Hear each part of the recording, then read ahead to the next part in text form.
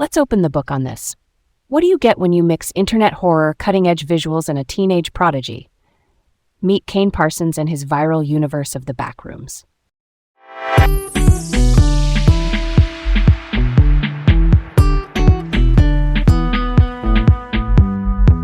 Hey, I'm Garrett, feeling pretty excited today to dive into this digital rabbit hole.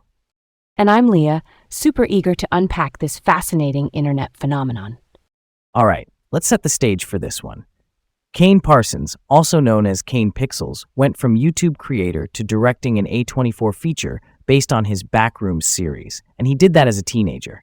That's pretty cool, right? Picture this, it's late. I'm in a classic YouTube spiral. I click on a video called The Backrooms Found Footage. The frame is grainy, the audio hums with that fluorescent light buzz, and the camera drifts through these endless yellow rooms. For a second, I thought it was real lost tape, like some high schoolers who broke into a weird office maze. Then things got stranger. The geometry felt off, and the hallways did that dreamlike stretch. I paused, scrolled, and realized it was a Blender animation by Kane Parsons. That flipped a switch for me. If someone can make my stomach drop with a virtual hallway and a VHS texture, I want to see everything they've made. That night, I jumped from Backrooms entries to his other projects, and it all had this convincing, lived-in vibe. It was the kind of craft that makes you forget you're watching pixels. Let's dig into this. Kane Parsons was born in June 2005, grew up in Petaluma, California, and studied film at the Marin School of the Arts at Novato High School. He registered his YouTube channel back in 2015, started with Minecraft Let's Plays and meme videos, then shifted toward short films. The big break came in January 2022 with The Backrooms Found Footage. Quick definitions for the ride. The Backrooms creepypasta is an internet horror idea from 2019 about liminal spaces, those in-between places like empty offices or fluorescent corridors that feel familiar yet off. And found footage is a style where the story is presented as discovered recordings, so the camera is part of the world, which makes the fear feel immediate. Here's where it gets really interesting. His visual leap came from tools. He started by tinkering with environment building in the game Little Big Planet, then moved to Adobe After Effects in late 2017 and used a plugin called Element 3D. Element 3D lets you render simple 3D inside After Effects. Great for motion graphics, but not a full 3D suite. In February 2020, he switched to Blender, which is a free, full 3D program for modeling, lighting, animation, and rendering. That switch unlocked realistic spaces, proper lighting, and camera physics. He later called 2020 his biggest growth year because of that move. When you see those endless yellow rooms, that is Blender doing the heavy lifting with light, texture, and perspective. And he was leveling up in real life too. At Marin School of the Arts, he got hands-on film practice and a peer community. He noticed early on that meme videos got more clicks than his narrative shorts, so he tried a hybrid strategy. Keep YouTube for viral-friendly projects and send some short films to local festivals. That helped him refine storytelling without being trapped by the algorithm. Family context matters here too. His dad was a video game developer and his mom a therapist. They divorced when he was 7. You can feel both influences. The game side shows up as diegetic interfaces, screens or menus that exist within the story world, and systems thinking in how spaces behave. The psychology shows up in tone control and that skin-crawling atmosphere in liminal spaces. To fill in more of that early timeline, in 2015 he posts those early Let's Plays and memes. Traction is uneven, but he keeps experimenting. By 2017, he's releasing shorts like Sandwich, and by 2019, he drops Corpus Schizophrenic, a Portal 2 short film, and Late for School, which pull in game aesthetics and timing. In 2020, he releases It's Nicer Here and a music track called Awake, showing that he's already wearing the filmmaker-composer hat. By July 2020, he tries FL Studio, upgrades to the paid version that year, and starts posting original music on a dedicated channel and SoundCloud. Then there is the Nathan Barnett chapter. Nathan Barnett is a comedian and web creator known for the series Dad Feels. Kane sends him a video, gets feedback, and in June 2020 releases The Facility based on that world. Late 2020 into early 2021, they spin it into Project 209, where Kane plays a character trapped in Town, USA. That run doubled as training for serialized, in-universe storytelling and light ARG energy. ARG meaning alternate reality game, where clues and media create a puzzle across platforms. He's also cross-training on music during this time, which lets him score his own stories later. Now the spark. In January 2022, he uploads The Backrooms found footage. He'd been disappointed in the low-fidelity Backrooms clips floating around, so he built a version with Blender, careful sound design, and period-accurate camera textures. It went viral fast. He originally intended it as a standalone short, then decided to expand it into a series once he saw the response. By early 2022, he is publishing Backrooms entries that craft a consistent mythos. He also releases the short Transmission server in 2022, which shows he's not a one-note creator. And we cannot skip 2021. Those 6 Attack on Titan shorts he framed as early 1900s historical footage foreshadow his found footage realism and texture obsession. The music pipeline is running in parallel. Backrooms, original score, Volume 1, lands in 2022, Volume 2 in 2023, Volume 3 in 2024. The track Halogen drops in 2022, then Sailing in 2023, and a string of 2024 singles like DS Lite, Glory to Lockheed Martin, The Hacker Known as 4chan, and I Love My Job.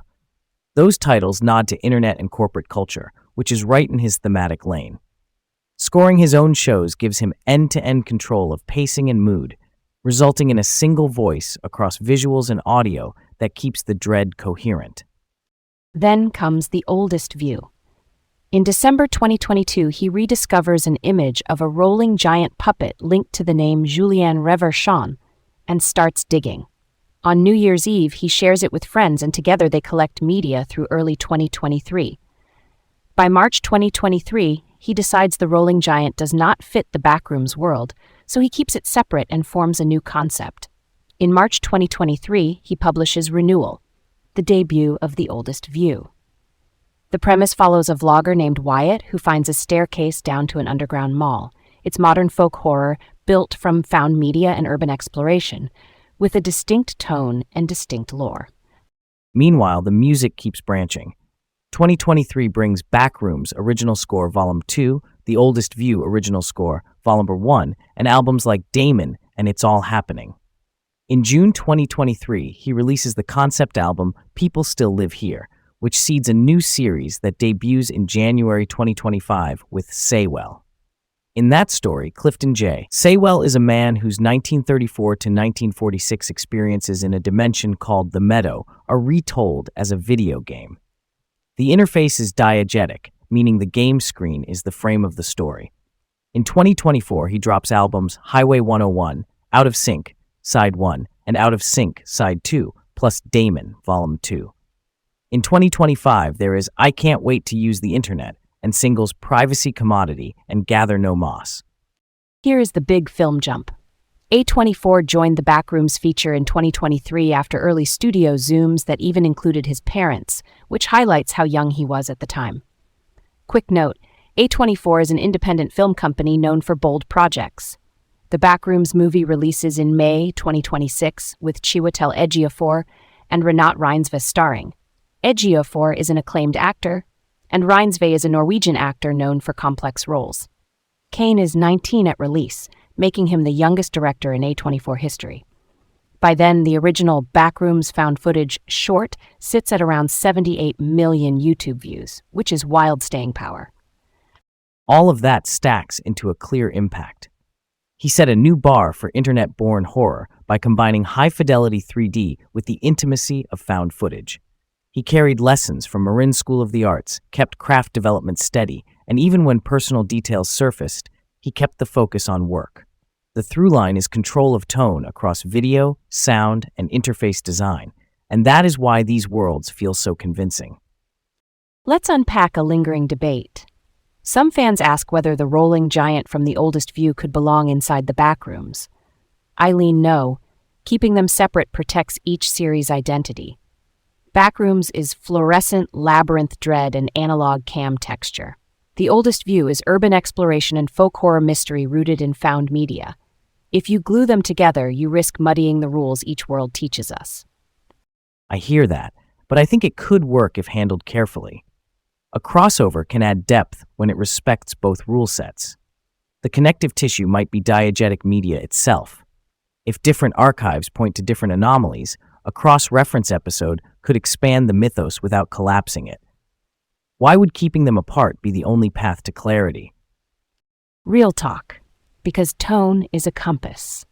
Backroom's dread comes from the banality of space, the fear of getting lost in an endless office. The Oldest View carries folk horror weight, folklore plus modern investigation. When tones blend too much, the compass spins. Also, diegetic logic matters. If a camera is part of the story, it sets constraints on how entities are shown, and those constraints differ between the two series. Mixing them risks breaking the internal logic that sells the realism. That's a solid point.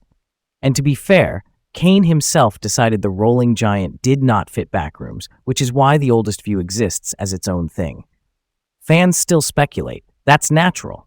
I just like the creative challenge of bridges between worlds. If anything, the separation gives him headroom to explore elsewhere without stepping on what works in Backrooms. Totally. The process tells the story. A single odd archival image became months of research, then a fresh series with a distinct heartbeat. That discipline is why both projects stay sharp instead of feeling like a kitchen sink universe. Speaking of which, the Backrooms went viral in a way that shaped internet horror. You can see echoes in analog horror channels and found footage experiments that now pay closer attention to texture and sound.